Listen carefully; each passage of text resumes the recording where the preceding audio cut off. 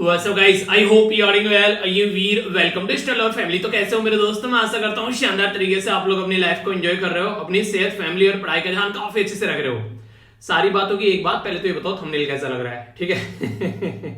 Thumbnail देखकर अच्छा लग रहा है, मजा आ रहा है कि नहीं आ रहा है? थंबनेल बनाने में अच्छा खासा टाइम लगता है कई बार, तो आप लोगों को मतलब उसके बारे में थोड़ा दो चार शब्द बता दिया करो कि कोई कमी है तो उसको इंप्रूव करना हो, जो भी आप लोगों के माइंड में आया करे।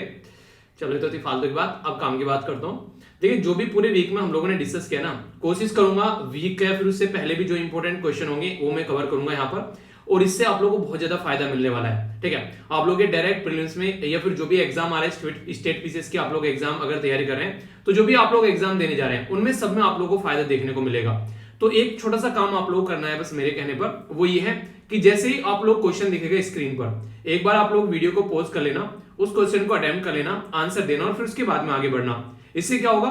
इससे होगा अगर क्वेश्चन सही हो जाता है तो आप लोग के अंदर कॉन्फिडेंस आएगा, और अगर क्वेश्चन गलत हो जाता है तो आप लोग उसको भूलोगे नहीं लंबे समय तक, एग्जाम में गलत नहीं करोगे, यहीं पर ही गलत हो जाएगा। तो इस तरीके की चीजों को लेकर चलना है। ये छोटी सी एक एडवाइस है, इसको मानकर चलोगे तो फायदा रहेगा, वरना तो करोगे आप लोग अपनी मर्जी की जो आप लोग करना है, ठीक है? तो थोड़ा सा कभी कभार राय भी मान लिया करो, ओके? तो आइए डिस्कशन स्टार्ट करते हैं बिना किसी देरी के, और बहुत ही उम्दा वीडियो रहने वाली है। डिटेल में अगर देखोगे, ढंग से टकटकी लगाकर एंजॉय करोगे तो काफी कुछ आप लोगों को जानने को मिलने वाला है। इसमें जो दोनों वीडियो आती है हमारी, हिंदू न्यूज़पेपर और नैनो मैगजीन, दोनों का कॉम्बिनेशन रहता है। इसमें जो रिविजन है क्वेश्चन रहते हैं, तो इसलिए अच्छे से आप लोगों को एंजॉय करना है, और कोई भी अगर डाउट हुआ करे तो आप लोग पूछ लिया करो। और जब वीडियो कंप्लीट हो जाएगी इसकी पीडीएफ आप लोग को टेलीग्राम पर मिल जाएगी, तो टेलीग्राम से जाकर आप लोग इसको डाउनलोड कर लेना। तो ये पूरा रिविजन होगा with the help of question, okay? PDF कहां से जाकर डाउनलोड करनी है? टेलीग्राम है स्टडी लवर वीर के नाम से, 1.5 लाख से ज्यादा मेंबर जुड़े हैं यहाँ पर, यहाँ से जाकर आप लोग डाउनलोड कर लेना। और इसी के साथ में कोशिश करना कि पुरानी भी जो भी पीडीएफ आप लोग की बची है उनको भी आप लोग डाउनलोड कर लीजिए, ताकि रिवीजन में आप लोग ये काम आए, ओके? आइए अब आगे चलते हैं, आज का डिस्कशन स्टार्ट करते हैं। डिस्कशन क्या, टेस्ट की तरीके से भी आप लोग इसको ले सकते हैं। जब वीडियो कंप्लीट हो जाएगी उसके बाद में अपना स्कोर भी बताइएगा कि स्कोर आप लोग का कैसा रहा, ठीक है ना?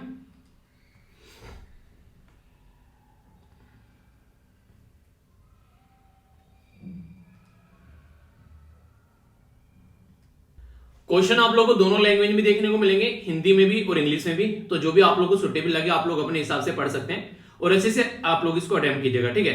देखिए जब हिंदी और इंग्लिश में दोनों में रहते हैं तो कई बार थोड़ा बहुत आप लोगों को पता है, जब ट्रांसलेशन होता है तो हल्का फुल्का कहीं पर अगर मिस्टेक आप लोगों को लगे तो उसको बता देना कमेंट बॉक्स में। जब पीडीएफ आप लोग को प्रोवाइड कराऊंगा तो उसमें उसको सही कर दूंगा, ठीक है?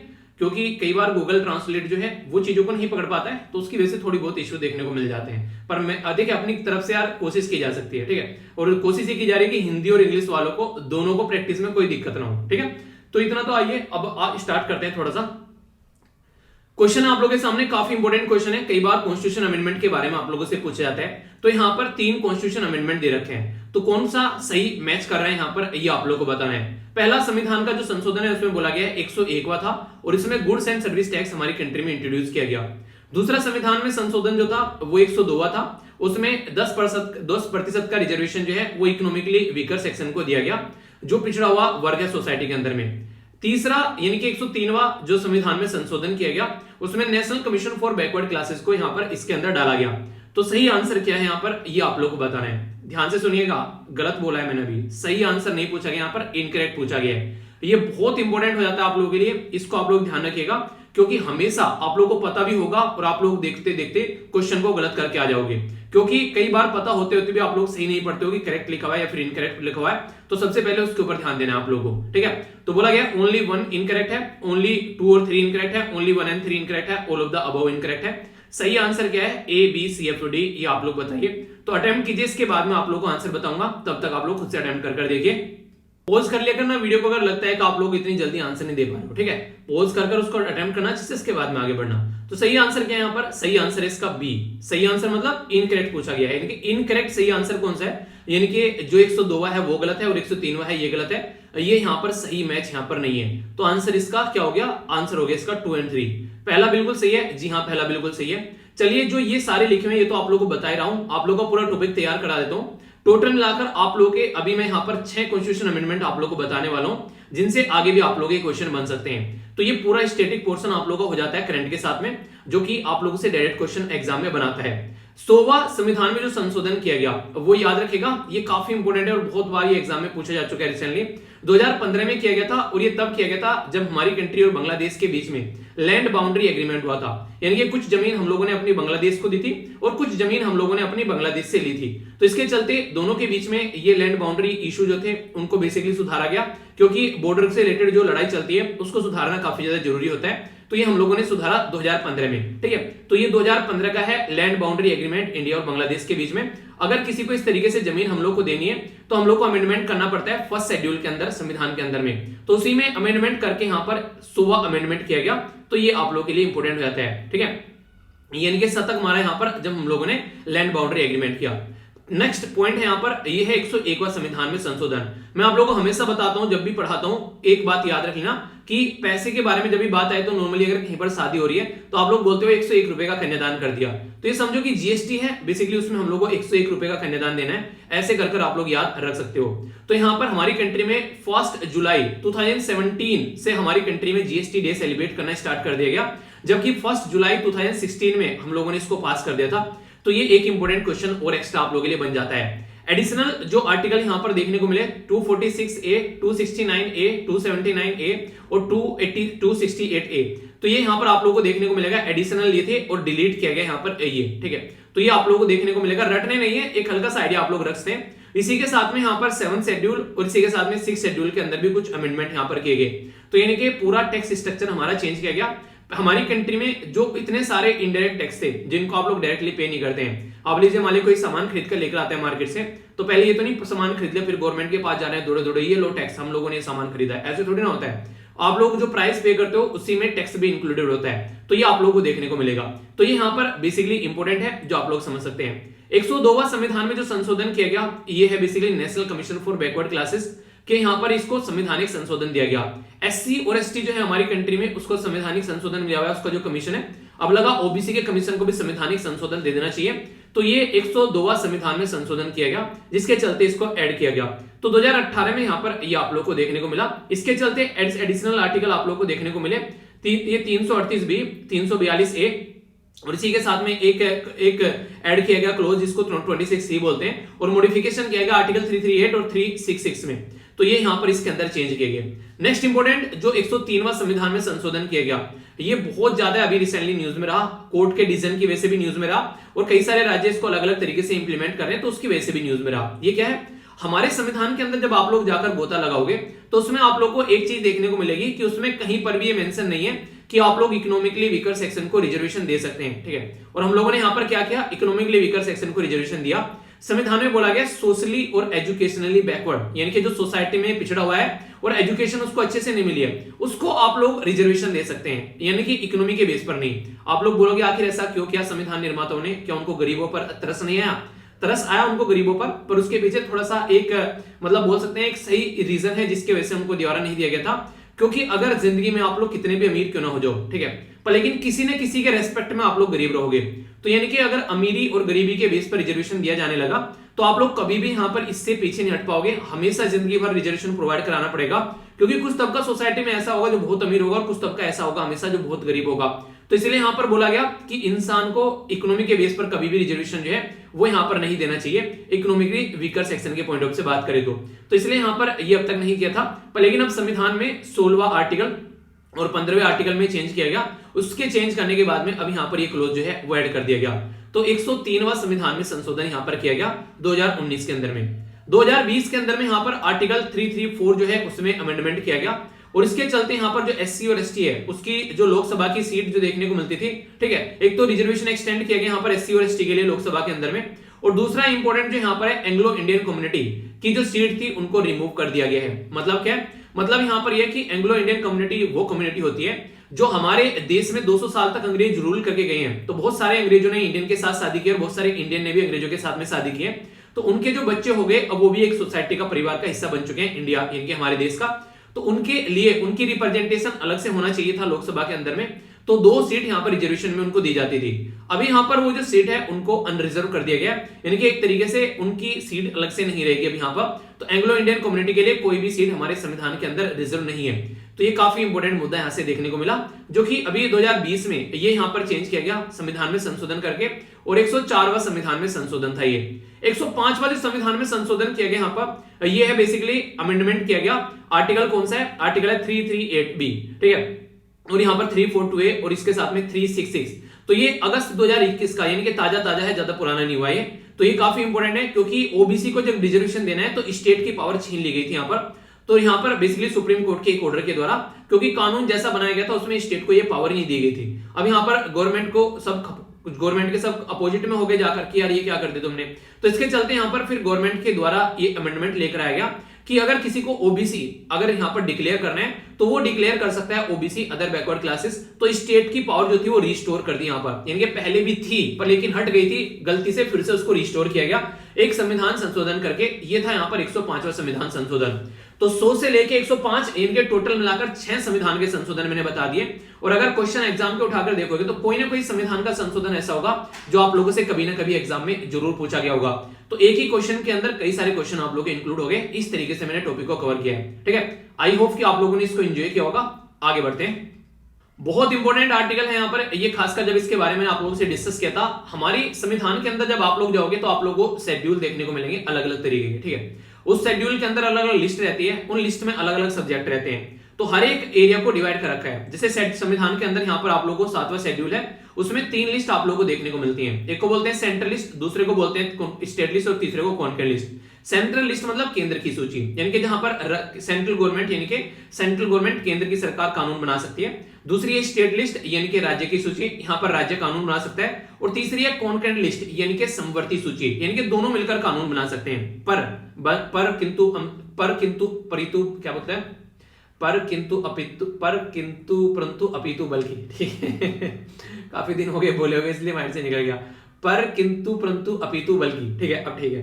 तो यहां पर एक कंडीशन लग गई है कि अगर सेंट्रल गवर्नमेंट ने पहले कानून बना दिया तो स्टेट गवर्नमेंट जो है वो यहां पर बेसिकली उसको कानून बनाने का अधिकार जो है उसको ये फॉलो करना पड़ेगा, क्योंकि वो ऑलरेडी बना चुका है, ठीक है, ऐसा बोल सकते हैं। ओके, अब बात करते हैं यहां पर क्या क्या बात की जा रही है यहां पर, कि कौन सा फाइनेंस कमीशन ऐसा था जिसने ये बोला कि हमारी कंट्री में जो बेसिकली लिस्ट है, ठीक है, तो ये लिस्ट है यहां पर हमारी कंट्री में जो लिस्ट है स्टेट लिस्ट है, उसमें एक सब्जेक्ट है, ठीक है, उसको यहां पर कॉन्करेंट लिस्ट में लाने की बात की गई।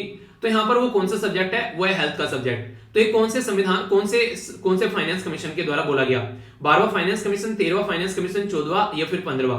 तो सही आंसर क्या है? A B C F D. इसको आप लोग अटेम्प्ट कीजिए और आंसर दीजिए क्वेश्चन का, उसके बाद में आप लोग को आंसर देखना है, ठीक है। तो यहां पर बताइए क्या है आंसर, बताइए, समझ में आ रहा है कौन सा आंसर सही है? बताइए, चलिए, आंसर है इसका डी सही। रीजन क्या है? और देखिए कॉमन सेंस भी थोड़ी सी लगा सकते हैं, ये सारी बातें ताजा होंगी क्योंकि फाइनेंस कमीशन 5 साल के लिए काम करके जाता है। और अगर रेगुलर आप लोग डिस्कशन सुनते हैं तो ऐसे क्वेश्चन आप लोग आसानी से आसानी से आंसर दे सकते हैं। सबसे पहले तो फाइनेंस कमीशन के बारे में बात करूं, ये एक संवैधानिक यानी कि कॉन्स्टिट्यूशनल बॉडी है, ये काफी इंपॉर्टेंट है, याद रखिएगा। और हमारी कंट्री में ये आर्टिकल 280 के तहत रखी गई है, यानी कि जिसके बारे में भी संविधान में कुछ लिखा हुआ है, संविधान के किसी भी कोने में, किसी भी चैप्टर में, किसी भी पेज में, किसी भी लाइन में कुछ लिखा हुआ है किसी चीज के बारे में, तो वो संवैधानिक बॉडी हो जाती है, ठीक है। इसी के साथ में अगर बात करते हैं यहाँ पर, इसी के साथ में यहाँ पर ये 15वां अभी यहाँ पर फाइनेंस कमीशन था, इसने ये बोला कि 7वें शेड्यूल के अंदर में जो स्टेट लिस्ट है, इनकी केंद्र राज्य की सूची है, उसमें हेल्थ के बारे में लिखा हुआ है। पर लेकिन कोविड-19 ने हम लोग को ये बात समझा दी है कि राज्य अकेले हेल्थ को डील नहीं कर सकते हैं, इसलिए इसको कॉन्करेंट लिस्ट में डाल दो, यानी कि समवर्ती सूची में डाल दो, जहां पर दोनों मिलकर काम कर पाएंगे, सेंट्रल गवर्नमेंट भी और स्टेट गवर्नमेंट भी। और फिर यहाँ पर जो भी प्रॉब्लम होगी, कोई भी महामारी होगी, उसको हम लोग टैकल कर पाएंगे, ठीक है। एक इंपॉर्टेंट बात और बता दो, थोड़ा सा अंदर की बात हो जाएगी। अगर इंटर स्टेट कोई बीमारी ट्रांसफर हो रही है, वहां पर सेंट्रल गवर्नमेंट की पावर है, पर लेकिन ये पूरे हेल्थ सिस्टम को यहां पर कॉन्करेंट लिस्ट में डालने की बात कर रहे हैं, ठीक है। तो कंफ्यूज मत हो जाना। तो आंसर यहां पर रेडी हो गया। तो फाइनेंस कमीशन कौन है यहां पर? बेसिकली इनका नाम है एनके सिंह। तो एनके सिंह जी की अध्यक्षता में यहां पर ये पर्टिकुलर सिस्टम बना, जिसमें यहां पर ये बातें बोलेगी। और भी ज्यादा इंपॉर्टेंट पॉइंट जो आप लोगों को याद रखना है वो ये है कि हेल्थ जो है वो आज के डेट में राइट टू हेल्थ के बारे में जब हम लोग बात करते हैं तो ये आर्टिकल 21 के अंदर आप लोगों को देखने को मिलता है। आर्टिकल 21 मतलब राइट टू लाइफ, और राइट टू लाइफ और राइट टू हेल्थ जो है वो एक दूसरे के साथ में कनेक्ट हो जाते हैं। तो ये इंपॉर्टेंट टॉपिक काफी बन जाता है हमारे देश के अंदर। अगर आप लोग बात करेंगे, directive principle of state policy है, जिनको डीपीएस भी बोलते हैं, उसके अंदर आर्टिकल 38, 39, 42, 43 और 47 ये सारे कहीं ना कहीं जो गवर्नमेंट है उसको बोलते हैं कि भाई साहब लोगों की हेल्थ का आप लोगों को ध्यान रखना है, ठीक है। तो काफी इंपॉर्टेंट है ये। इनमें से कई सारे आर्टिकल मैंने पढ़ाए भी आप लोगों को न्यूज डिस्कशन के अंदर, और वैसे भी पॉलिटी के अंदर तो खैर सारे मैंने कवर कर रखा है।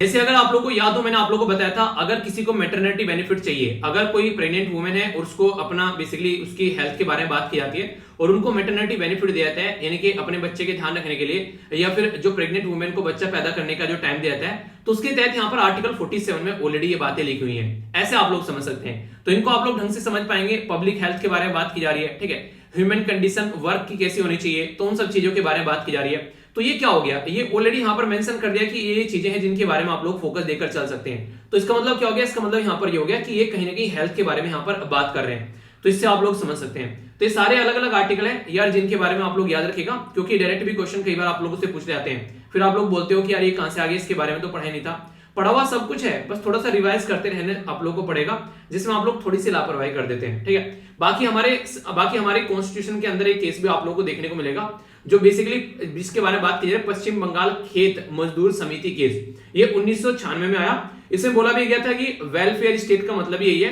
कि जो गवर्नमेंट है उसकी ड्यूटी बनती है यहाँ पर कि लोगों की हेल्थ के बारे में ध्यान रखे, ठीक है। तो मेडिकल फैसिलिटी कम से कम लोगों को प्रोवाइड कराए, तो ये उनकी ड्यूटी भी बनती है। तो ये ऑलरेडी कोर्ट में भी ये चीजें मेंशन की जा चुकी हैं, ठीक है। तो इसमें से कई सारे क्वेश्चन बन सकते हैं। फाइनेंस कमीशन के बारे में मैंने आप लोगों को बता दिया, संविधान में कहां पर लिखा हुआ है, लिस्ट बता दी कौन कौन सी है, किस सब्जेक्ट में क्या क्या बातें की जा रही है। इसी के साथ में यहां पर फंडामेंटल राइट और फंडामेंटल ड्यूटीज के डीपीएसपी के बारे में बता दिया मैंने, और कौन सा सुप्रीम कोर्ट का केस है। तो इसमें से कई सारे क्वेश्चन निकाले जा सकते हैं, तो हर तरीके से मैंने बता दिया आप लोगों को, ठीक है। 14वां फाइनेंस कमीशन के चेयरमैन कौन से थे, अब ये आप लोग को बताना है। 15वां मैंने आप लोग को बता दिया है, ठीक है। तो आई होप कि आप लोगों के माइंड में क्लैरिटी आई होगी। अगर कहीं भी कोई डाउट हुआ करे तो पूछ लिया करो, डाउट लेकर मन में जाओगे तो क्या ही फायदा हुआ वीडियो देखने का, ठीक है। तो ऐसे देखो कि माइंड में क्रिस्टल क्लियर हो जाए चीजें। नेक्स्ट इंपोर्टेंट क्वेश्चन बहुत ज्यादा रिसेंटली अभी न्यूज में रहा यहाँ पर, जिसके बारे में आप लोगों से बात करने वाला हूँ। ये बेसिकली बात कर रहे हैं पीएम केयर के बारे में, ठीक है। तो पीएम केयर फंड जो है ये रिसेंटली अभी काफी ज्यादा न्यूज में था, तो इसके बारे में बात करेंगे। तो इसको हम लोग समझने की कोशिश करते हैं, ठीक है। तो बोला यह जा रहा है कि पीएम केयर फंड के अंदर में कौन कौन से मेंबर थे। कहीं कहीं स्पेलिंग मिस्टेक है, थोड़ा सा उसको इग्नोर कर दीजिएगा, ठीक है। बाकी आप लोग कॉन्सेप्ट पर ध्यान दो, वो ज्यादा जरूरी है, वो कॉन्सेप्ट समझ में आना चाहिए, ओके। पीएम केयर जो फंड है यहाँ पर ये, तो उसके बारे में बात की जा रही है। तो पीएम केयर फंड के अंदर अगर बात करेंगे तो होम मिनिस्टर, फाइनेंस मिनिस्टर और डिफेंस मिनिस्टर होते हैं, ये बोला गया है। तो क्या ये सही है यहाँ पर, तो कौन सी स्टेटमेंट यहाँ पर करेक्ट है, ये आप लोग को बताना है। ए में बोला गया 1 and 2, बी बोला गया 2 and 3, सी बोला गया 1 and 3, डी बोला गया ऑल ऑफ द अबव। तो गृह वित्त और यहाँ पर इसी के साथ में रक्षा मंत्री, तो कौन यहाँ पर सही आंसर है, ये आप लोग को बताना है। तो आंसर क्या है यहाँ पर इसका बताइए जरा, वीडियो को पॉज कर लेना, उसके बाद में आंसर देना। सही आंसर क्या है, सही आंसर यहाँ पर इसका डी, यानी कि सारे के सारे आप लोग को देखने को मिलेंगे।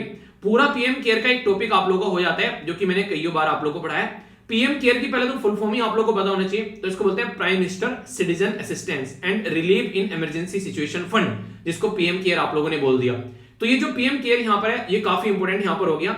हमारे देश में 28 मार्च 2020 में इसको लॉन्च किया गया। याद होगा मार्च के महीने में हमारे देश में कोविड-19 की वजह से लॉकडाउन लग गया था, ठीक है। तो वो जो लॉकडाउन यहाँ पर लगा था, उसकी वजह से हमारी कंट्री में काफी ज्यादा बुरी कंडीशन देखने को मिली थी, और गवर्नमेंट भी यहाँ पर काफी ज्यादा दिक्कत में आ गई थी। तो उन्होंने एक फंड लॉन्च किया ताकि लोग जो है उसमें कंट्रीब्यूशन दे, यानी कि एक तरीका डोनेशन दे। और वो जो फंड था उसके चेयरमैन खुद प्राइम मिनिस्टर थे, तो इसी के नाम पर यहाँ पर पीएम चेयर ने इसका नाम रखा गया। और इसी के साथ में इसमें जो मेंबर थे उसमें 3 थे, डिफेंस मिनिस्टर, होम मिनिस्टर और फाइनेंस मिनिस्टर, ये इसके मेंबर बने। और इंटरेस्टिंग चीज ये थी यहाँ पर इसको माइक्रो डोनेशन की कैटेगरी में रखा गया, यानी कि एटलीस्ट 10 रुपए यहाँ पर मिनिमम आप लोग दान कर सकते थे, और मैक्सिमम तो आप लोगों की श्रद्धा के ऊपर है, जितना आप लोगों की श्रद्धा भावना पूजा आरती जो भी आप लोगों की लगे, आप लोग अपने हिसाब से दे सकते हैं, ठीक है। इसमें डिजास्टर मैनेजमेंट को कैसे रिसर्च करनी है और कैसे टैकल करना है उसके ऊपर फोकस दिया जाएगा। और यहाँ पर कंपनी में या फिर कोई इंडिविजुअल जो इनकम टैक्स पे करता है, या फिर कॉर्पोरेट जो सोशल रेस्पॉन्सिबिलिटी है कंपनी की, जो कॉर्पोरेट टैक्स पे करती है, तो उसमें छूट दी जाएगी। तो अगर आप लोग इनकम टैक्स पे करते हैं तो 80G जो इनकम टैक्स एक्ट 1961 का है उसके हिसाब से काम चलेगा। और अगर कॉर्पोरेट अफेयर के बारे में बात करें तो सोशल कॉर्पोरेट सोशल रेस्पॉन्सिबिलिटी की कंडीशन आप लोग को देखने को मिलेगी। पीएम केयर जो फंड है यहाँ पर वो डिफरेंट फॉर्म में आप लोग बात करेगा। Prime minister national relief fund जो यहाँ पर आप लोगों को देखने को मिलेगा उससे डिफरेंट है ये, जिसको PMNRF बोला गया। तो दोनों में कंफ्यूज आप लोग मत हो जाइएगा। अगर बात करें 1948 में यहाँ पर ये बेसिकली क्रिएट किया गया। इसी के साथ में यहाँ पर अगर बात करें नॉर्थ इंडिया फ्लड 2013 में देखने को मिली, और 2015 में यहाँ पर साउथ इंडिया फ्लड निकल कर आई, तो उसके बेस पर यहाँ पर पैसा निकल कर आया था PMNRF से। और केरला की फ्लड थी 2019 में, उसमें भी। तो अलग अलग एरिया में हम लोगों ने इससे ऑलरेडी फायदा पहुंचाया है। पर लेकिन एक नया फंड क्रिएट कर दिया गया कोविड-19 के टाइम पर, क्योंकि वो एक अनफॉर्चुनेट कंडीशन थी और किसी को लग नहीं रहा था कि इतनी खतरनाक सिचुएशन आप लोग को देखने को मिलेगी। तो इसलिए यहाँ पर ये मुद्दा निकल कर आया, ठीक है। तो इसके बारे में आप लोग आइडिया रखिएगा, कोई भी कंफ्यूजन आप लोग को यहाँ पर नहीं होना चाहिए, ओके। आगे चलते हैं नेक्स्ट क्वेश्चन की ओर।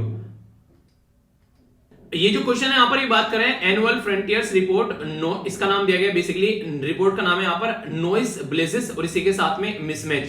तो ये किसके द्वारा रिलीज यहाँ पर की गई अभी, तो ये काफी ज्यादा न्यूज में थी यहाँ पर, ये इसके बारे में आप लोगों को पता होना चाहिए। तो ए में बोला गया United Nation Environment Programme, B में बोला गया United Nation Development Programme, C में बोला गया यूनाइटेड नेशन जनरल असेंबली और डी में बोला गया World Wide Fund for Nature. तो सही आंसर क्या है, यूपीएससी में ऑप्शन ऐसे ही बनते हैं जिसमें आप लोग चकरा जाओ और आप लोग का दिमाग जो है वो चक्कर खाकर गिरने लगे और फिर आप लोग को लगे नहीं संभाल लेते अपना आपको, ये क्वेश्चन पड़ा हुआ है, ठीक है। तो आंसर क्या हो गया यहाँ पर, आंसर हो गया इसका ई, ए, हाँ ए, ठीक है। तो यूनाइटेड नेशन इन्वायरमेंट प्रोग्राम समझ लेते हैं कैसे क्या क्या बातें हैं। सबसे पहले तो यहाँ पर ये मैंने पढ़ाया था आप लोगों को, जैसे शोर आज के में नॉइस पोल्यूशन हो गया या गर्मी हो रही है या फिर बेमेल मिसमैच आप लोगों को देखने को मिलेगा कई जगह, उसके चलते यहाँ पर तो डॉक्यूमेंट जो है वो रिलीज किया गया था यहाँ पर अभी यूएन जो इन्वायरमेंट असेंबली के बेसिकली कुछ टाइम पहले यहाँ पर जब उसकी मीटिंग होने वाली थी तो उसके बेस पर यहाँ पर ये सारी चीजें देखने को मिली। तो मुद्दा क्या था कि कैसे चीजों को टैकल करके चल रहे हैं, तो क्लाइमेट चेंज, पोल्यूशन और बायोडायवर्सिटी, इन सब चीजों पर फोकस दिया जा रहा है ताकि यहाँ पर चीजों को सुधारा जा सके, क्योंकि आज की डेट में अगर बात करें तो ये सबसे बड़ी दिक्कतें सामने निकल कर आ रही थी, तो इनको टैकल किया जाएगा तो उसी से बच्ची कोई बात नहीं होगी। तो ये काफी इंपॉर्टेंट चीज यहाँ पर भी इसके बारे में आप लोग याद रखिएगा, ठीक है। तो आंसर यहाँ पर ए हो गया जिसके बारे में मैंने आप लोगों से बातें की। और इसी के साथ में देखिए इन्वायरमेंट से रिलेटेड जो भी आप लोगों के टॉपिक रहते हैं ना उनको थोड़ा सा ध्यान से सुना करो आप लोग, जिससे कि क्वेश्चन, क्योंकि अगर बात करें आप लोगों को पता है कि जब प्रीलिम्स का पेपर आप लोग देने जाते हैं तो प्रीलिम्स में यहाँ पर आप लोगों के साथ में इंडियन फॉरेस्ट सर्विसेज का भी आप लोग को देखने को मिलता है कि उसका भी प्रीलिम्स साथ में होता है। तो इसलिए एग्जामिनर जो रहता है वो उन बच्चों को भी ध्यान में रखते हुए कुछ ना कुछ आप लोगों को इन्वायरमेंट या फिर एग्रीकल्चर के जो क्वेश्चन है वो वहां पर आप लोग को जरूर डालता हुआ नजर आएगा। तो ये एरिया है, जब से खासकर ये एरिया आप लोग को और ज्यादा इंपॉर्टेंस के तरीके से देखना है, इग्नोर इसको नहीं करना है, ठीक है। आई होप कि माइंड में इसको लेकर क्लैरिटी आई होगी। तो कोई भी कंफ्यूजन हुआ करे तो उसके बारे में आप लोग बातें कर सकते हैं, और कमेंट बॉक्स में भी अगर आप कोई क्वेश्चन बच्चा पूछ रहा है ना आप लोग भी एक दूसरा का आंसर दे दिया करो, उससे क्या रहेगा आप लोगों का भी डिस्कशन अच्छा हो जाएगा। और कई बार देखिए कई बार ऐसा नहीं रहता कि मतलब मैं जैसे मान लीजिए क्वेश्चन नहीं दिख पाया, ठीक है, और मेरे लिए पॉसिबल भी नहीं है, मान लीजिए 30-40 हजार लोग एक वीडियो को देख रहे हैं, ठीक है, तो क्या आप लोग लग रहा है कि एक अगर एक इंसान के बस की बात है कि सारे बच्चों के साथ में डील करना, हाँ कोई मोटी मोटी कॉमन प्रॉब्लम होगी तो उसका सोल्यूशन मैं आराम से दे दूंगा, पर लेकिन अगर एक एक बच्चा एक क्वेश्चन भी पूछे तो 4-5 दिन लग जाएंगे मुझे एक एक क्वेश्चन के आंसर देने में, और 4-5 का ज्यादा ही लग जाएंगे, ठीक है। तो आप लोग समझ सकते हैं उसको, तो उस चीज को थोड़ा सोचिए, इसलिए मैं कोशिश करता हूं कि वीडियो थोड़ी लेंथी भले ही हो जाए पर आप लोगों के माइंड में कोई डाउट न रहे, ठीक है। एक बच्चा बोला था सर आपको तो ये लगता है कि हमारे पास में फ्री टाइम है और मतलब सारी वीडियो 1-1 घंटे के ऊपर की बना देते हो। कभी कभी ऐसे कमेंट ना अंदर तक चुप जाते हैं, ठीक है, मतलब कभी कभी ऐसा लगता है कि फ्री में चीजें प्रोवाइड कराना गलत है, बिल्कुल। क्यों, रीजन उसका ये होता है कि कई सारे लोगों को फ्री की चीजें ना समझ में नहीं आती, उनको ये लगता है कि फ्री में ही तो है, क्या बिगड़ रहा है, ठीक है। और यही चीजें जब पैसे में मिलती है तो फिर उसकी कदर करने लगते हैं, मतलब उसको ये लग रहा है कि मेरे पास में फ्री टाइम है इसलिए मैं लंबी लंबी वीडियो बनाता हूँ। वाह, अच्छा लगा था मुझे वो कमेंट, अंदर तक मतलब अंदर तक क्लिक किया था उस कमेंट ने मुझे। यार ऐसी बातें बोलने से पहले एक बार सोचा तो करो, कम से कम बोल के आ रहे हो, मतलब एक इंसान है वो चीजें इस तरीके से प्रोवाइड करा रहा है और वो बेसिकली अपनी जिंदगी का इतना इंपॉर्टेंट टाइम आप लोगों को दे रहा है बिना कोई चार्ज किए हुए, और उसको आप लोगों को लग रहा है उसकी क्वालिटी देखो, एग्जाम में जब जाकर बैठते हो कि टाइम पास कर रहा है बंदा, ठीक है, वीडियो में आ गया टाइम पास कर रहा है बैठ के, उसके बाद जब ऐसे सब सुनने को मिलता है तो अंदर से ना इरिटेशन होती है कई बार, ठीक है। तो हालांकि इन सब चीजों को मैं इग्नोर करने की कोशिश करता हूं, पर फिर भी ये इसलिए बता रहा हूं ताकि आप लोग चीजों को समझ सको कि मेहनत होती है इन सब चीजों के पीछे, ठीक है, तब जाकर ये चीजें आप लोगों के पास में आती है। आप लोग 1 घंटे की वीडियो अगर देख रहे हो तो उसके पीछे 4-5 घंटे की मेहनत होती है, तब जाकर आप लोगों के पास में वीडियो आती है, तो उसको अप्रिशिएट किया करो थोड़ा सा। आप लोग क्या बोल रहे थे, बस लाइक करने के लिए बोल दो, कमेंट आंसर दे दो यार उसमें, ताकि यूट्यूब को पता चलता रहे, ठीक है। तो इसमें कोई इतना बड़ा चार्ज ये हो नहीं गया जिसमें और आप लोगों को बेसिकली फायदा हो रहा है उस चीज से। क्वेश्चन जिस लेवल के पढ़ाए जा रहे हैं, टॉपिक्स आप लोग कवर किए जा रहे हैं, और जो भी वीडियो आप लोग की बनाता हूं उनका लेवल तो देखा करो यार। किसी भी एग्जाम में जाकर बैठ जाओगे आप लोग को भी दिक्कत नहीं होगी, किसी के साथ में डिबेट डिस्कशन करोगे तो आप लोग को दिक्कत नहीं होगी। तो ये चीजें बोलने से पहले सोचा करो, थोड़ा सा बुरा लगता है, ज्यादा तो नहीं लगता है क्योंकि आदत पड़ चुकी है बहुत सारी चीजें सुनने की, और मैं तो खुश नसीब हूं फिर भी कि ये सारी कोई नया बच्चा आता है वही इस तरह की बातें बोल सकता है, पुराना बच्चा समझता है कि क्या क्या चीजें चलती हैं। पर फिर भी थोड़ा सा सोचा करो, मैं अपनी बात नहीं करूं, किसी भी टीचर के बारे में सोचा करो। अगर कोई वीडियो बना रहा है और आप लोग उसकी वीडियो देख रहे हो, कुछ ऐसी बातें बोल रहे हो, मेहनत लगती है यार उसके पीछे, ठीक है। आप लोगों को लगता है कि कोई भी आकर ऐसे बैठ जाता है, सबके बस की बात नहीं होती है, ठीक है। अगर कोई पढ़ा रहा है तो उसको अप्रिशिएट करो, वो इतनी मेहनत करके चीजें कर रहा है, तो हमेशा इन चीजों को थोड़ा सा ध्यान में रखो। ये चीजें ऐसी नहीं कि बस ऐसी हो गया, पढ़ना ही पड़ता है, उसके लिए पढ़ाना पड़ता है, फिर बनानी पड़ती है, रिकॉर्ड करनी है, अपलोड करनी है, कई बार गला भी खराब होता है, कई बार कहीं जाना ही पड़ता है, सारी चीजें छोड़ छाड़ के इंसान लगा हुआ है रेगुलरली टाइम पर आप लोगों के लिए चीजें लेकर आ रहा है। इससे क्या मतलब, वो तो वही हो गया कि डायलॉग याद आया था मुझे फिर कि क्या कहते हैं कि मुर्गा जान से चला गया और खाने वाले का मजा नहीं आया, तो कोई बात नहीं हुई यार फिर, ठीक है, आगे चलते हैं। ये आप लोगों को पता ही है, यूक्रेन के बारे में कोई बोलने वाली बात नहीं है, इतना ज्यादा न्यूज में है, शायद ही कोई चीज इतनी ज्यादा न्यूज में होगी, क्योंकि कंडीशन इतनी खराब हो चुकी है कि सर्वाइवल पर उसके क्वेश्चन मार्क लगा दिया है रशिया ने। तो इसलिए क्वेश्चन आप लोगों के लिए एग्जाम में बन सकता है, तो इसलिए काफी डिटेल में मैं आप लोगों को यहाँ पर बता रहा हूँ, कोई भी कंफ्यूजन आप लोगों को नहीं होना चाहिए। आसपास वाला एरिया देखेंगे, अच्छे से डिस्कस करेंगे उसके बारे में। यूक्रेन किस किस कंट्री के साथ में बॉर्डर शेयर करता है? बेलारूस, बुल्गारिया, पोलैंड, हंगरी या फिर रोमानिया? तो सही आंसर आप लोगों को बताना है कि सही आंसर क्या है। ए में बोला गया है 1, 2, 3 एंड 4, बी में बोला गया 2, 3, 4 एंड 5, सी बोला गया 1, 3, 4 एंड 5 और डी में बोला गया ऑल ऑफ द अबव। तो सही आंसर क्या है? A, B, C, F, D, ये आप लोग को बताना है। आइए आंसर देख लेते हैं। एक बार वीडियो को पॉज करके आप लोग अटेम्प्ट कर लेना, आंसर देना, उसके बाद में आगे बढ़ना, ताकि चीजों को अच्छे से आप लोग समझ पाओ। पहले तो अपनी कंट्री कंपेयर में यूक्रेन को देखो, एग्जैक्ट यूक्रेन लोकेटेड कहां पर है। तो यहां पर आप लोगों के सामने यूक्रेन आ गया, कीव इसकी कैपिटल हो गई। नीचे थोड़ा आएंगे तो यहां पर ब्लैक सी आप लोगों को देखने को मिलेगा, और इधर आप लोगों को रोमानिया देखने को मिल रहा है। और इसलिए भी यूक्रेन इंपोर्टेंट हो गया, क्योंकि जब हमारे देश के बहुत सारे स्टूडेंट यहां पर फंस गए थे, तो ऑपरेशन गंगा के तहत हम लोग उनको वहां से निकाल रहे थे। तो यूक्रेन के अंदर तो एंट्री करना पॉसिबल नहीं हो पा रहा था, पर आसपास वाले देशों में जाकर हम लोग अपने सिटीजन को निकाल रहे थे। तो इसलिए मैप बेस्ड क्वेश्चन ये काफी ज्यादा इंपॉर्टेंट हो गया है। हमारी कंट्री के अलग अलग मिनिस्टर यहाँ पर भेजे गए अलग अलग एरिया में, जैसे मोलदेव में, रोमानिया में भेजा गया, ठीक है, हंगरी में भेजा गया, स्लोवाकिया में भेजा गया। तो इसलिए क्वेश्चन आप लोगों से बन सकता है। तो यहां पर ऊपर देखेंगे तो रसिया हो गया, ठीक है, इधर आएंगे तो बेलारूस हो गया, इधर आएंगे थोड़ा पोलैंड हो गया, फिर स्लोवाकिया हो गया, हंगरी हो गया, यहां पर आप लोगों को रोमानिया हो गया, और यहां पर आप लोगों को देखने को मिलेगा ये है मोलदेव, ठीक है, वो मोल्दोवा, ठीक है। तो आप लोग ये सारी कंट्री यहां पर इसको टच कर रही है, और नीचे क्रीमिया आप लोगों को देखने को मिलेगा, जो कि डिस्प्यूटेड रीजन है। ये यहां पर यूक्रेन बोलता है हमारा है, और रसिया बोलता है हमारा है। हालांकि रेफरेंडम यहां पर हुआ तब से रसिया के कंट्रोल में है ये, वो एक अलग बात है। तो ये बेसिक आप लोग को एरिया देखने को मिलेगा, ठीक है। तो आंसर क्या हो गया? सी हो गया। सी का मतलब है 1, 3, 4 एंड 5। 1, 3, 1 बेलारूस, बुल्गारिया, पोलैंड, ठीक है। 4 एंड 5, 1, 3, 2 नहीं है ना यहाँ पर, बुल्गारिया, ठीक है। तो बुल्गारिया कहां पर आप लोगों को देखने को मिलेगा? तो यहां पर आप लोगों को टच करता हुआ नहीं नजर आएगा, थोड़ा सा आप लोगों को दूर देखने को मिलेगा। एक सेकेंड, ये वाला मैप देखिए आप लोग और अच्छे से यहाँ पर कनेक्ट करवाएंगे। बुल्गारिया आप लोगों को थोड़ा सा यहाँ पर देखने को मिलेगा, नीचे आ जाएंगे तो, ठीक है। ये बुल्गारिया हो गया, और यूक्रेन वहां पर हो गया, रोमानिया हो गया, इधर यहाँ पर बुल्गारिया। अगर पूछे आप लोगों से कि ब्लैक सी को कौन टच करता है, तो ब्लैक सी को बुल्गारिया टच कर रहा है, इसमें कंफ्यूज आप लोग मत होना, ठीक है। लेकिन यहाँ पर ब्लैक सी की बात नहीं की जा रही है, ये याद रखेगा। यहाँ पर हम लोग किसके बारे में बात करें? यहाँ पर यूक्रेन के बारे में हम लोग बात करें। तो ब्लैक सी के बारे में अगर पूछ ले तो कंफ्यूज मत होना। अच्छा चलिए मैं पूछ लेता हूं आप लोगों से, ब्लैक सी को कौन कौन से देश टच कर रहे हैं, या फिर आप लोग नंबर बता दो ब्लैक सी को कितने देश टच कर रहे हैं। तो ये क्वेश्चन आप लोगों से पूछ लेगा लोग कोई, तो आप लोग क्या बोलोगे? इस क्वेश्चन का आंसर दीजिए। चलिए देखता हूं कौन कौन सी आंसर यहां पर देता है। और इस मैप के अंदर भी आप लोगों को लगभग सारी चीजें दिख ही रही है, ठीक है। जैसे बुल्गारिया हो गया, एक तो रोमानिया हो गया, ठीक है, यहां से यूक्रेन हो गया, इधर से कौन आ गया? रसिया हो गया, इधर से कौन आ गया? अर्मेनिया हो गया, यहां से कौन आ गया? तुर्की हो गया। आगे आप लोगों के सामने टोटल 6 ऐसे देश हैं जो कि जो कि ब्लैक सी के बॉर्डर को टच करते हैं। तो ये मैप बेस्ड क्वेश्चन मैंने इसलिए बता दिया कि यूक्रेन का भी बन जाए या फिर ब्लैक सी का बन जाए, तो कंफ्यूजन आप लोग के माइंड में नहीं होना चाहिए। एक इंटरेस्टिंग चीज बता दो आप लोगों को, यहां से भी क्वेश्चन में आप लोग कंफ्यूजन में हो जाएंगे। अगर मान लीजिए थोड़ा सा इंपॉर्टेंट तरीके से मतलब बनाना चाहेगा क्वेश्चन को, और बोलेगा कि चलो थोड़ा सा मजा लेते हैं बच्चों का, तो क्या करेगा? वो ये बोल देगा कि आप लोगों ने रट रखा है कि जॉर्जिया, तुर्की, बुल्गारिया, रोमानिया ये टच कर रहे हैं। वो बोल देगा कि ब्लैक सी के नॉर्थ में ये कंट्री टच करती है, साउथ में टच करती है, ईस्ट में टच करती है, वेस्ट में टच करती है, ठीक है। तो इसलिए कॉन्सेप्ट को समझने की कोशिश किया करो मेरे दोस्त, चीजों को रटना नहीं है जिंदगी में कभी भी, क्योंकि रट्टू तोता अगर बन गए ना तो कभी भी आप लोग जिंदगी में चीजों को सही से अटेम्प्ट नहीं कर पाओगे। तो रटने से बचना है और चीजों को समझना है, यही चीजें आप लोगों को चीजें ढंग से लेकर चलनी है, ठीक है। तो आई होप कि माइंड में आप लोग इसको लेकर क्लैरिटी आई होगी। आगे चलते हैं नेक्स्ट क्वेश्चन की ओर।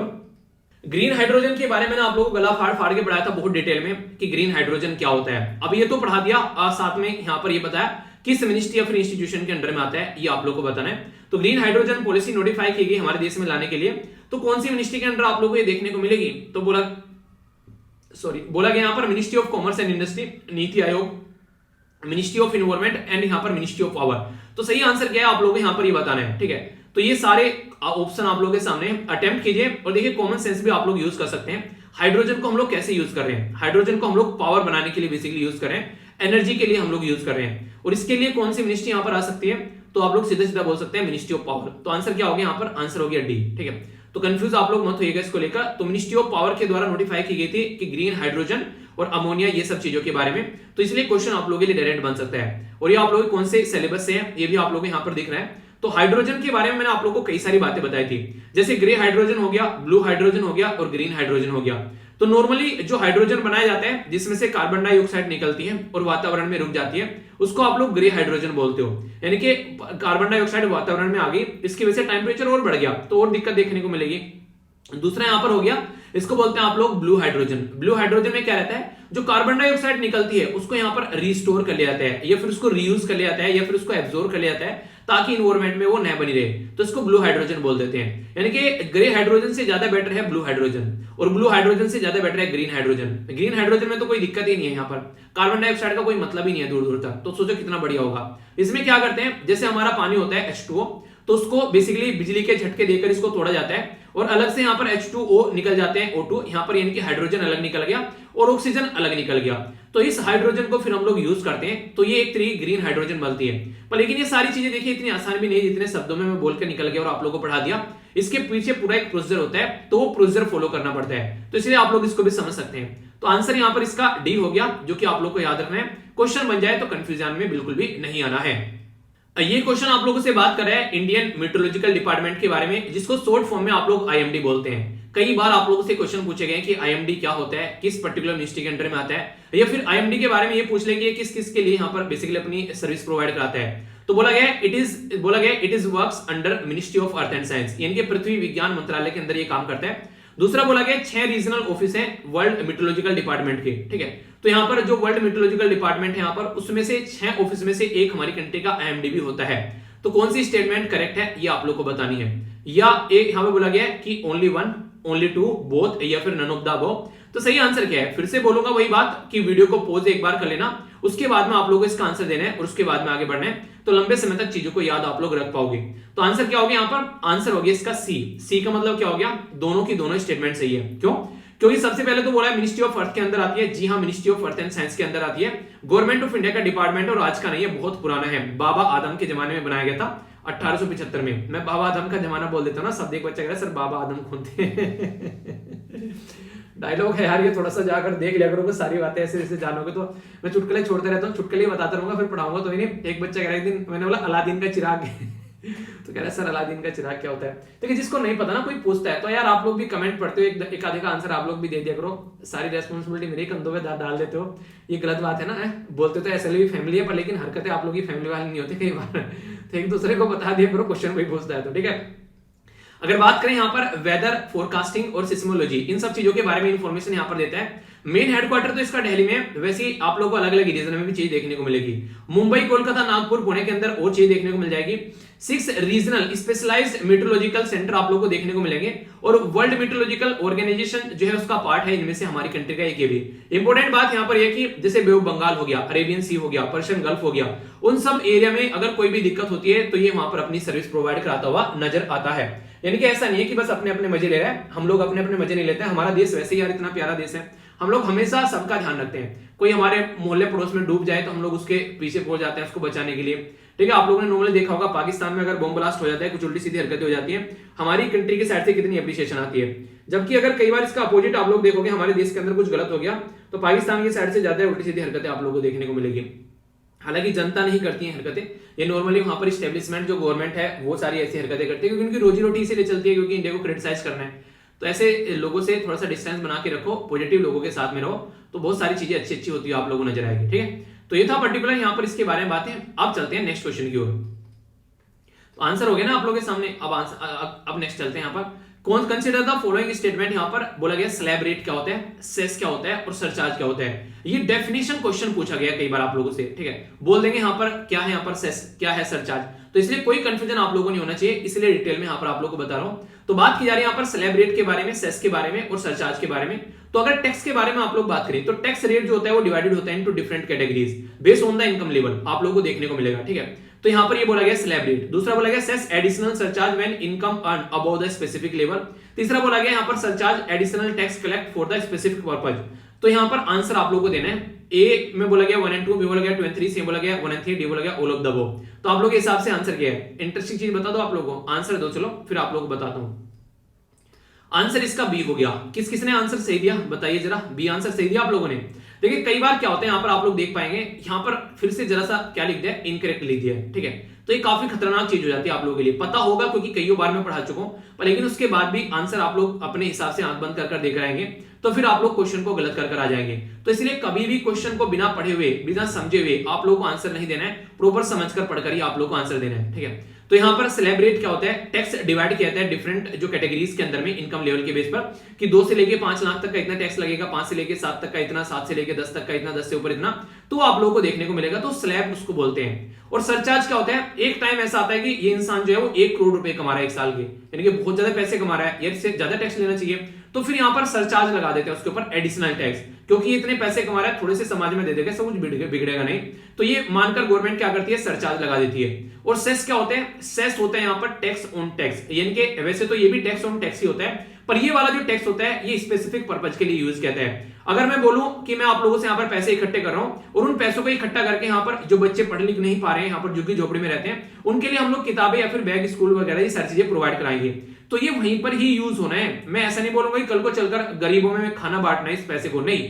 किताबों के लिए बोला तो किताबों के लिए यूज करना है, ठीक है। ऐसे ही गवर्नमेंट ने बोल दिया इन्वायरमेंट के लिए पैसा इकट्ठा करना है, तो इन्वायरमेंट में ही पैसा जाएगा, एजुकेशन में इकट्ठा करना है तो एजुकेशन में ही पैसा जाएगा। ऐसा नहीं कि इन्वायरमेंट में बोलकर एजुकेशन में और एजुकेशन में बोलकर इन्वायरमेंट में पैसा दिया जाए, तो वो नहीं होने वाला है। तो सेस होता है स्पेसिफिक पर्पज के लिए, ठीक है। और एडिशनल टैक्स मैंने ये बता दिया। तो ये दोनों के दोनों कॉन्सेप्ट आप लोगों से पूछ लिए जाएंगे। तो यहां पर इनकरेक्ट पूछा गया है, तो आंसर क्या हो गया, यहां पर आंसर हो गया इसका सही बी, ठीक है। बी का मतलब क्या हो गया, बी का मतलब हो गया 2 और 3, क्योंकि यहां पर सेस ये होगा और सरचार्ज ये होगा। बाकी फर्स्ट वाली स्टेटमेंट बिल्कुल सही है यहां पर, तो कोई कंफ्यूजन आप लोगों के माइंड में इसको लेकर नहीं होना चाहिए। आ गया पूरा टॉपिक कवर अच्छे से। देखिए टॉपिक को समझने की कोशिश करोगे ना तो हर एक चीज समझ में आती है। आप लोग इग्नोर कर देते हो, चलो हाँ ठीक है ऊपर ऊपर से देख लिया और निकाल दिया, वो वाली टेंडेंसी नहीं रखनी है बिल्कुल भी, ठीक है।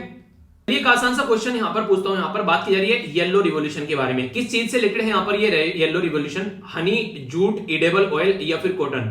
तो सही आंसर क्या है यहां पर A B C F D, आप लोग के हिसाब से अगर पूछो तो येलो रिवॉल्यूशन किस चीज से रिलेटेड है, थोड़ा सा आंसर दीजिए इसके बारे में, फिर आंसर देखिएगा। सही आंसर यहां पर सी, और सी क्या है यहां पर, सी है यहां पर एडिबल ऑयल। तो कंफ्यूजन आप लोगों को नहीं होना चाहिए। बेसिकली अभी रिसेंटली यहां पर जो एडिबल ऑयल है उसकी जो प्राइस है काफी ज्यादा बढ़ गई, तो येलो रिवॉल्यूशन जो है वो इसी के लिए यहां पर लेकर आया गया हमारे देश में। खरीफ क्रॉप है, यहाँ पर अगर बात करें किस तरीके की चीजों को लेकर चलना है, तो हमारे देश में काफी लार्ज स्केल पर जो ये चीजें हैं ना हम लोग बाहर से खरीद कर लेकर आते हैं, तो इसलिए दिक्कतें देखने को मिल जाती हैं। जो चीज हम लोग अपने देश में बनाते हैं तो सही है, पर लेकिन जो बाहर से खरीद कर लेकर आते हैं उसके बारे में हम लोग को सोचना पड़ता है, ठीक है। तो ऐसे आप लोग यहाँ पर समझ सकते हैं। तो कोई भी कंफ्यूजन आप लोग को इससे रिलेटेड नहीं होना चाहिए, माइंड में क्लैरिटी रहेंगी तो चीजें लंबे समय तक आप लोग याद भी रख पाएंगे। तो प्रोग्राम किया गया लिबरलाइज करने के लिए इकोनॉमिक पॉलिसी के तहत यहाँ पर, तो इसके तहत यहाँ पर ऐसी चीजें बनाई जाती है जैसे ग्रीन रिवोल्यूशन। मैंने आप लोगों को पढ़ाया था ग्रीन रिवोल्यूशन के बारे में, ठीक है। फादर ऑफ ग्रीन रिवोल्यूशन कौन बोलते हैं इंडिया में और वर्ल्ड में, दोनों के नाम आप लोग बता सकते हैं। ये ऐसे ऐसे क्वेश्चन है जो कि पास्ट में पूछे जा चुके हैं और आगे भी क्वेश्चन पूछ ले जाए, तो आप लोगों को कंफ्यूजन नहीं होना चाहिए, ठीक है। आगे चलते हैं यहाँ पर। ये क्वेश्चन हालांकि मैंने डिस्कस किया था पर लेकिन इंपॉर्टेंट क्वेश्चन है, सोचा यहाँ पर भी आप लोगों का ढंग से टॉपिक कवर करा दूं एक बार, तो अच्छे से इसको आप लोग सुनिएगा। स्ट्रेटेजिक क्रूड ऑयल रिजर्व हमारे देश में बनाए जा रहे हैं अलग अलग रीजन में। स्ट्रेटेजिक का मतलब क्या होता है, कल को कोई दिक्कत आने लगे तो हम लोग उसके बेस पर अपनी जिंदगी जो है थोड़ी शांति में रख सके।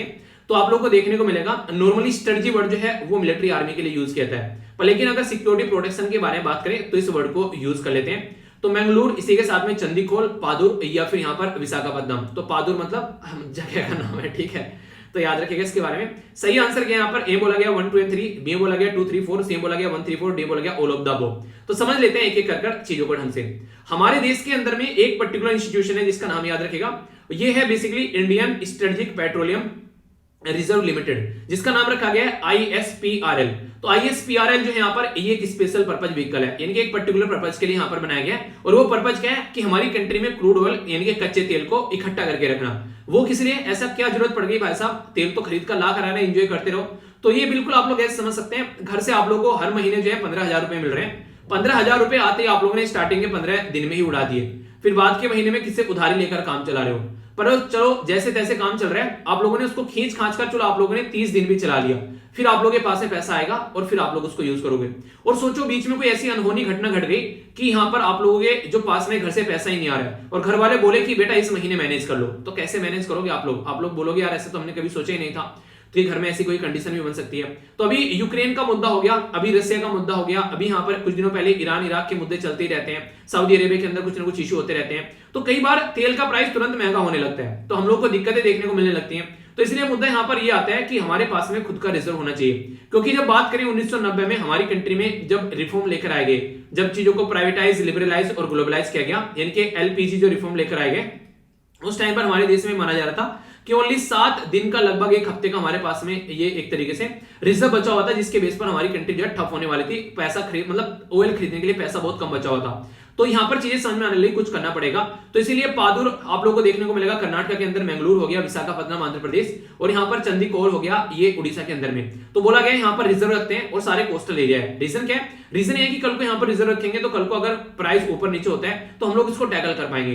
तो 2015 में हमारी कंट्री में गवर्नमेंट के चक्षु खुले और उसने बोला कि हाँ ऐसा कुछ करते हैं। तो ऑयल इंडस्ट्री डेवलपमेंट जो बोर्ड है वो एक सब्सिडरी है यहाँ पर मिनिस्ट्री ऑफ पावर और नेचुरल गैस के अंदर में। तो ये मिलकर यहां पर काम कर रहे हैं, जो कि इसके अंदर यहां पर ये स्ट्रेटेजिक पेट्रोलियम रिजर्व लिमिटेड आप लोगों को देखने को मिलेगा। तो ये काफी एक इंपॉर्टेंट तरीका हो गया हमारे देश में इन चीजों को टैकल करने के लिए। तो आई होप कि इसको लेकर आप लोगों के माइंड में क्लैरिटी आई होगी।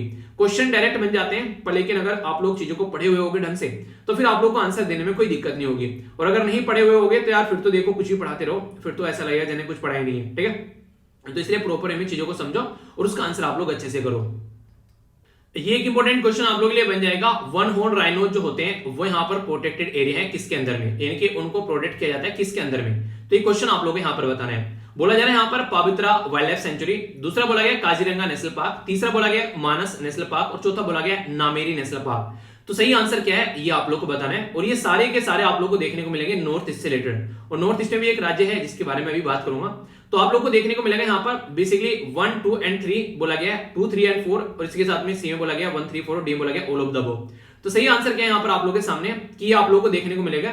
ये नॉर्मली अगर वन हॉर्न राइनोज जो है ये वेस्ट बंगाल नॉर्थ ईस्ट में चीज निकल कर आएंगे और आसाम वेस्ट बंगाल के अंदर देखने को मिलेगी। Pobitora Wildlife Sanctuary, Rajiv Gandhi Orang National Park या Kaziranga National Park, Manas National Park, तो ये सारे आप लोग को देखने को मिलेंगे जहां से यहाँ पर ये चीजें निकल कर आती है। प्रोडक्ट यहाँ पर आंसर क्या हो गया इसका? आंसर यानी कि ए हो गया, यानी कि 1, 2 एंड 3 आप लोग को देखने को मिलेगा।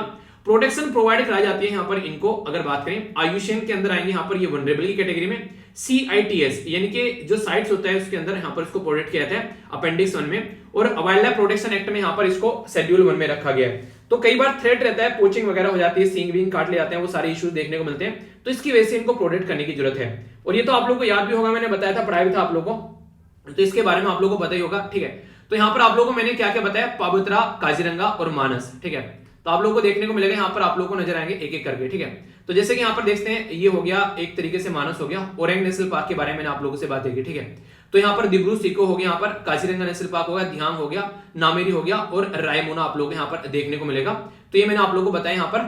यहाँ पर पवित्रा आप लोगों को नहीं दिखा होगा, उसका रीजन क्या है? उसका रीजन यहाँ पर है कि पवित्रा वाइल्ड लाइफ सेंचुरी है ना कि नेशनल पार्क, और यहाँ पर मैंने आप लोगों को नेशनल पार्क के नाम बताए। ठीक है, तो बाकी नेशनल पार्क तो सारा का सारा जो एरिया है ये अगर ध्यान से आप लोग देखोगे ये सारा का सारा आप लोगों को आसाम के अंदर देखने को मिल जाएगा।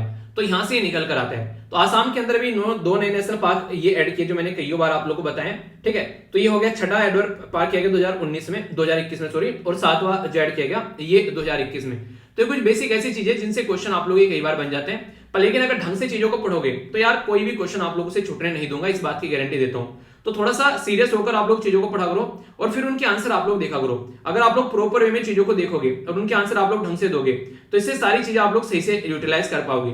तो जो भी क्वेश्चन मैंने आप लोगों से पूछे उनके आंसर आप लोगों ने कैसे दिए, और जो भी क्वेश्चन पूछे उसमें से बताना आप लोगों के मार्क्स कितने आए। ठीक है, तो ये जो मार्क्स है कम से कम आप लोग बताते हो तो मुझे अच्छा लगता है कि हाँ आप लोग अच्छे से, इससे पता चल जाता है मुझे कि जो वीक की वीडियो आप लोगों ने देखी है ना वो वीडियो कितने इंटरेस्ट में देखी है, उससे मुझे इसका भी अंदाजा लग जाता है। क्योंकि उससे यहाँ पर ये चीजें पता चल जाती है कि आप लोग सीरियस होकर चीजों को देख रहे हो, तो इससे मैं भी एक अंदाजा लगा पाता हूं कि अच्छा किस लेवल पे चीजें लेकर चलनी है। और फीडबैक जरूर दिया करो यार, इससे पता चलती रहती है कई सारी चीजें, ताकि चीजों को आगे भी अच्छे से लेकर चला जा सके, ताकि चीजों में अगर कोई चेंज करना हो तो उसके ऊपर भी आप लोग सजेशन दे सकते हैं। ठीक है, तो इससे क्या रहता है, इससे मतलब मैं भी चीजों को अच्छे से लेकर चलता रहता हूँ, जिससे कि अगर मतलब कमेंट पढ़ने से मुझे पता चलता रहता है। ये तो तरीका है, या फिर मेल भी आप लोग कर सकते हैं मुझे। ये जो डिस्कस सब कुछ किया है वैसे तो आप लोगों के पास में जो भी नैनो मैगजीन हिंदू आता है उसके अंदर, पर क्वेश्चन जो फ्रेम किए हैं ये क्वेश्चन मैं आप लोगों को प्रोवाइड करा दूंगा टेलीग्राम पर। ठीक है, तो टेलीग्राम पर यहाँ पर स्टडी लवर वीर, वहां से जाकर आप लोग क्वेश्चन डाउनलोड कर लेना, और इसी के साथ में यहाँ पर आप लोगों को ये सारी पीडीएफ इकट्ठी भी यहाँ पर मिल जाती है। रेगुलर 2 वीडियो आती हैं, इन दोनों वीडियो से क्वेश्चन बनते हैं। अगर ये 2 वीडियो रेगुलर आप लोग देखोगे तो क्वेश्चन के आंसर देना आप लोगों को आसान लगेगा और आप लोगों को थोड़ी सी जिंदगी भी जीने में मजा आएगा। तो कोशिश करो कि इन वीडियो को अपनी लाइफ का पार्ट बना लो और फिर चीजों को एंजॉय करते रहो। तो इसी के साथ में आज का लेक्चर समाप्त करते हैं। मौज लो, रोज लो, नहीं मिले तो खोज लो। तो बड़ों को नमस्ते, छोटों को प्यार, छोटी सी लाइफ में एंजॉय करो यार। मिलता हूं नेक्स्ट लेक्चर में, तब तक के लिए जय हिंद। और हाँ, यहां से जाकर पीडीएफ डाउनलोड कर लेना। ठीक है, तो चलिए तब अपना ध्यान रखिए।